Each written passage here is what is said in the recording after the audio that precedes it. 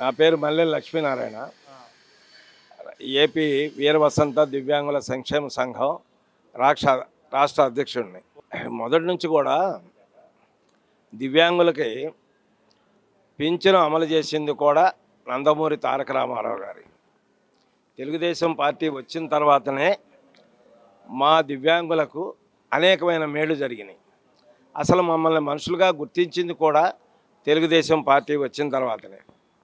మాకు కార్పొరేషన్ ఏర్పాటు చేసింది, బస్ పాసులు ఫ్రీగా ఇచ్చింది.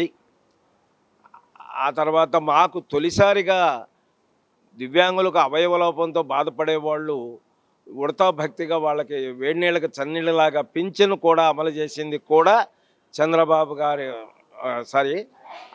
నందమూరి తారక రామారావు గారు.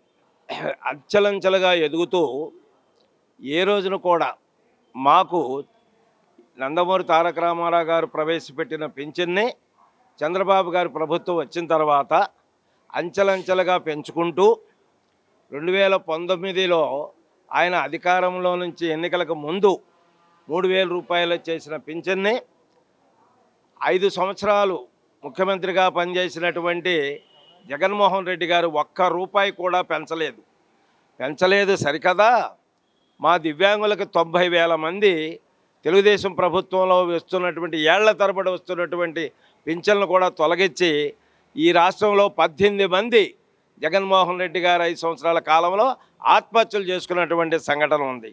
అదే ఇప్పుడు 2024లో చంద్రబాబు గారు ముఖ్యమంత్రి అయిన తర్వాత ఏకంగా 3,000 రూపాయల పింఛన్ని 6,000 రూపాయలకి పెంచడం, 5,000 రూపాయల పింఛన్ని 15,000 రూపాయలకి పెంచడం ఇవేవి సామాన్యమైన విషయాలు కావు. ఈ రోజున బట్టల కొట్లో ఏదైనా గుమ్మస్తాగా పనిచేసిన 10,000 రూపాయల కంటే ఎక్కువ ఇవ్వట్లా. అలాంటిది మంచం మీద ఇబ్బంది పడుతూ ఒక మనిషి సహాయం లేకుండా బ్రతకలేని జీవోత్సవాలుగా బ్రతుకుతున్నటువంటి మా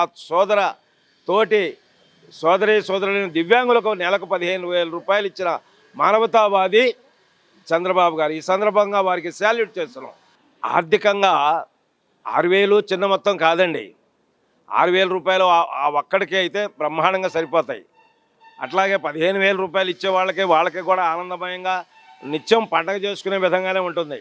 అయితే బ్రతుకుదారి మార్గాలు మరి భార్య పిల్లలు సంసారం మీద ఉన్నటువంటి వాళ్ళకి ఈ పింఛను అనేది సరిపోకపోవచ్చు. అయితే చాలినంత ఇవ్వమని అడగటం భావ్యం కాదు.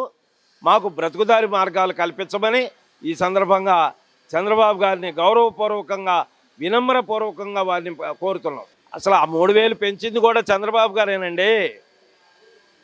ముందు 30 రూపాయల పింఛను 75 రూపాయలు అయింది. 75 రూపాయల పింఛను 200 రూపాయలు అయింది. 200 రూపాయల పెంచులో 5 రెట్లు పెంచి 1,000 రూపాయలు చేసింది కూడా చంద్రబాబు గారేనండి. ఆ 1,000 రూపాయల పెన్షన్ 1,500 చేసింది చంద్రబాబు గారే. ఆ 1,500 రూపాయల పెన్షన్ని 3,000 రూపాయలు చేసింది కూడా చంద్రబాబు గారే.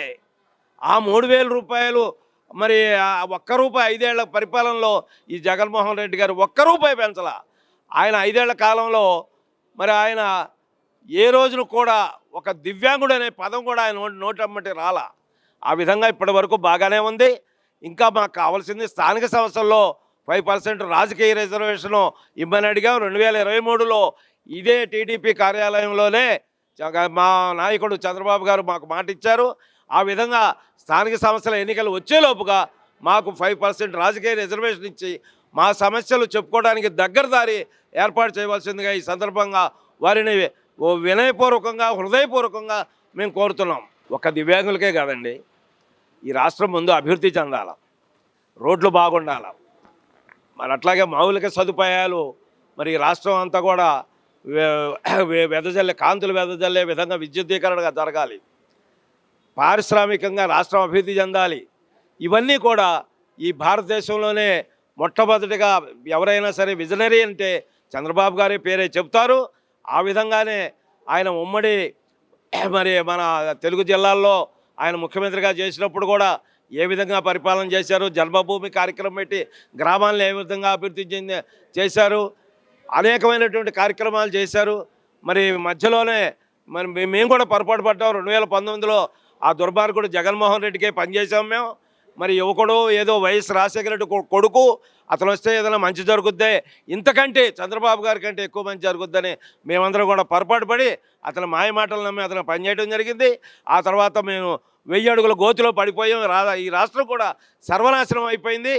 మళ్ళీ తప్పు తెలుసుకొని ప్రజలందరూ కూడా మరి 56% మ్యాండేట్ తోటి భారతదేశ చరిత్రలోనూ ఎక్కడ జరగనటువంటి విధంగా ఎన్డీఏ కూటమికి 164 సీట్లు వచ్చి మరి దుర్మార్గుడికి మరి 151 సీటు వచ్చినటువంటి ఈ జలగన్ అనేటటువంటి దుర్మార్గుడికి 11 సీట్లు పంగనామాలు పెట్టారు ఈ రాష్ట్ర ప్రజలు. ఆ విధంగా మళ్ళీ మా నాయకుడిని మేము గెలిపించుకున్నాం. ఈ రోజున ఆంధ్ర రాష్ట్రం శరవేగంగా అభివృద్ధి పదంలో నవ్యాంధ్రప్రదేశ్ దిశగా, స్వర్ణాంధ్రప్రదేశ్ దిశగా సాగుతాం. మనం అందరూ కూడా చూస్తున్నాం. ఈ యొక్క రాష్ట్రం బాగుపడాలంటే చంద్రబాబు గారి ద్వారానే జరుగుద్ది. యువత భవిష్యత్తు బాగుంటుంది. మరి పరిశ్రమలు వస్తాయి, అనేకమైన మరి పోలవరం తయారవుతుంది. అమరావతి కూడా మరి భారతదేశంలో చెప్పుకోదగినటువంటి ఒక మహానగరం అవుతుందంటలో ఎటువంటి సందేహం లేదు.